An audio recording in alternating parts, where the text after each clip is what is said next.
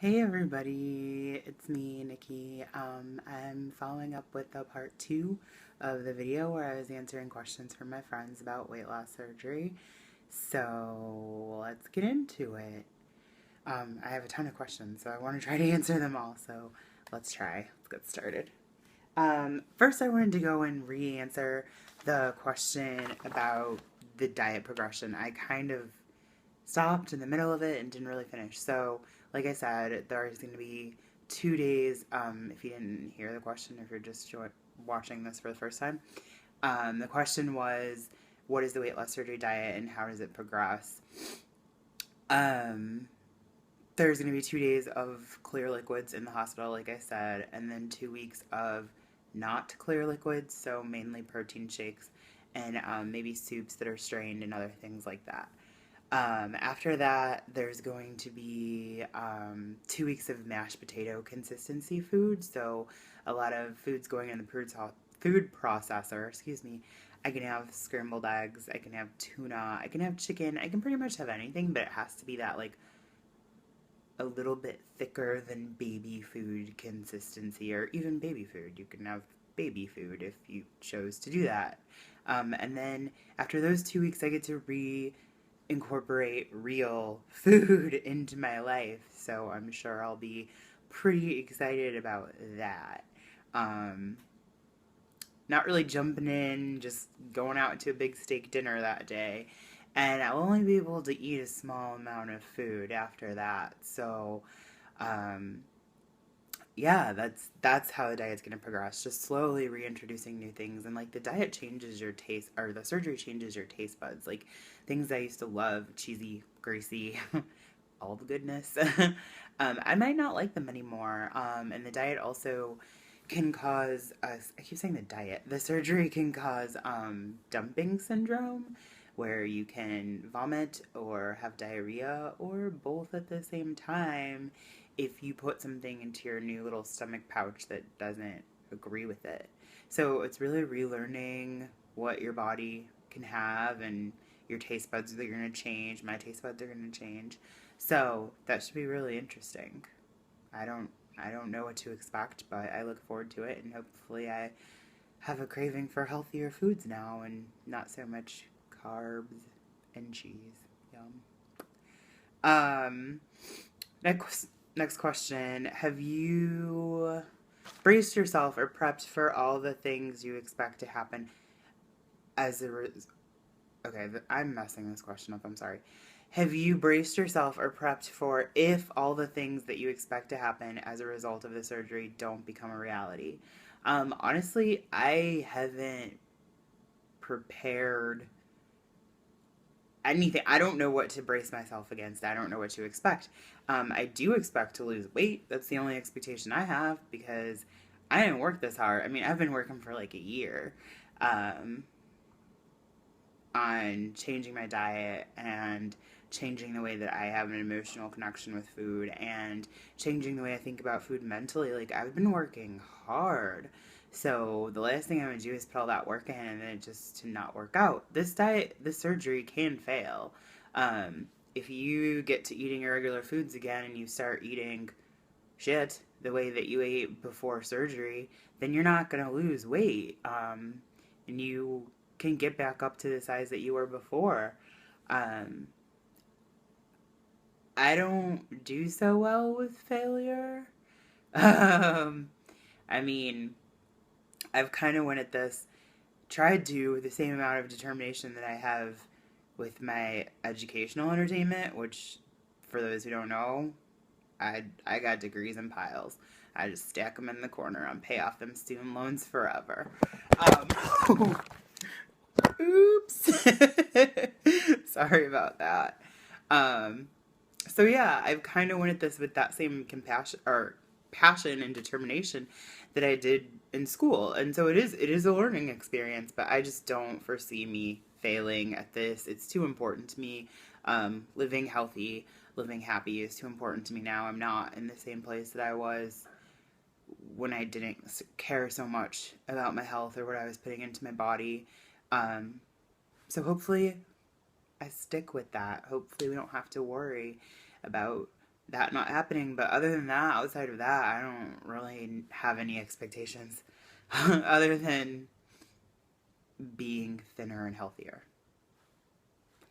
One food item. What's one food item that you will miss the most? Pizza. Duh. Hands down. Pizza. And that same day that I get some tequila or some champagne that I mentioned in the video yesterday will probably be that same day that I get half a slice of pizza, because that's probably all I'm going to be able to have. But that day will come. Through this process, what's one thing you've learned about yourself that you were surprised by? That I can actually do anything that I put my mind to. I know that's so cliche, womp womp, but I'm not someone who runs. I mean, I played basketball from kindergarten through early high school, and I hated running. Like, I was not good at basketball because I hated running. I could rebound because I was taller than everybody else, but I hated to run. Running was not for me. And then this year I did 2 5Ks. Did I run the whole thing? No, I didn't run the whole time, but I did it, and I finished, and I pushed myself, and that's what I've learned. I've been surprised by the amount of dedication that I have. Could I have done better? Yeah. I could have stopped smoking earlier. I know. Shame. Shame, shame, I know your name. I am a smoker. Was a smoker. I'm not smoking anymore because I'm about to have surgery. So yeah, there are things I could have done better. I could have not had a bag of chips about a month and a half ago, you know?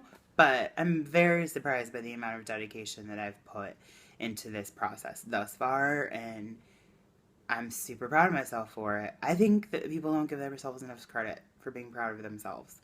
I'm proud of myself. Woo! Go me. You should give yourself some credit too sometimes. How long until you're completely healed? My doctor said that this surgery isn't... My surgeon said that the surgery isn't, like, extremely invasive. Like, it's laparoscopic, so they're doing everything through tiny incisions. So he said about a month out, I can resume all my regular activities. Like, I have to be out of the gym for 2 weeks, like stay off the treadmill and elliptical I can go back in 2 weeks.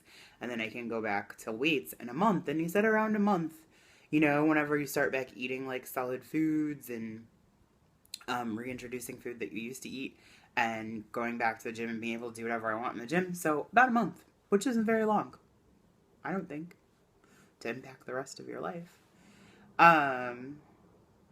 Another question. Who or what inspired you to keep going?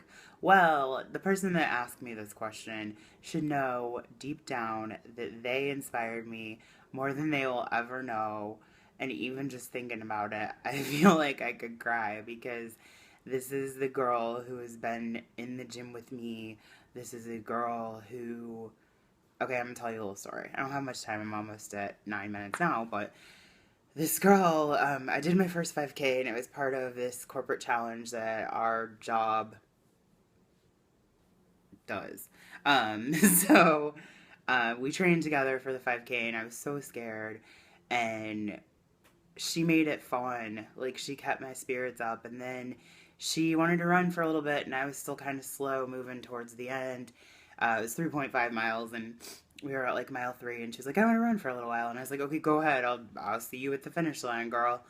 But she's sweet as hell. And she waited for me. She stopped and waited for me so that we could go across the finish line at the same time. And like, that's an awesome person. Like, I'm so happy that she's in my life, and she's definitely been an inspiration for me in this process, more than she knows. Love you, boo. How do you plan on staying on track when you are mentally and physically drained? Well, for the last year and a half, no, not a year and a half, that's a long time. A year. I think it's like 370 something days now, maybe 380. I've been using my FitnessPal. Plug for my FitnessPal. I've been using my FitnessPal, and I track all of the calories that I consume, and it's helpful. when you look at what you're eating and you're honest with it, I mean, you can cheat. Everybody can cheat on that thing. But if you look at what you're eating and you're honest about it, um, it's helpful. It's very, very helpful. It lets you see what kind of nutrition you're getting. It's great. So I will be using MyFitnessPal. I'm also a big fan of food prep. Um, Usually on Sundays, people that know me know that I'm not going out on Sundays. What I do on Sundays is I go grocery shopping. I cook all my meals for the week. I put some stuff in the fridge. I get everything ready and go so that Monday through Thursday or Monday through Friday, um, I don't have to do much. I come home from the gym, I warm some stuff up, and I go and eat my dinner or watch some TV and I go to bed. Because I just like to have everything ready to go, easy peasy. So, food prep and MyFitnessPal for sure. I'm gonna have to make another video. This is gonna turn into 3 videos. Whoa! I'm almost, yeah, I'm probably gonna do one more question and then we'll make another video. Um, Last question on this video. Will losing weight improve your diabetes? Yes, it will. This person was saying that they weren't sure how diabetes worked and like what could effectively improve diabetes. This surgery has a track rate of about 80%, 80 to 90% of lessening the number of pills that people have to take for diabetes, or what they call sending diabetes into remission. So yes, losing weight does help with your diabetes and the effects of your diabetes. Will I be free of diabetes? No. But as my surgeon explained, the weight loss helps your blood sugar, your pancreas to function better. So your glucose levels, your blood sugar levels go back to being sort of normal, better, I guess is the word. And your body functions better when you lose weight. So that should help. It sends diabetes into remission, which means it may come back at some later time in life. But he said instead of dealing with it now and through the future, it might come back when I'm like 80 or 90. And by then, he said, you're too old to care, which I kind of loved him for saying that because let's be real. 80 or 90, you don't give a shit about much. Okay, I'm gonna stop this video now and I'm gonna make another video because I have more questions because my friends are so awesome. So stay tuned to a surprise part 3.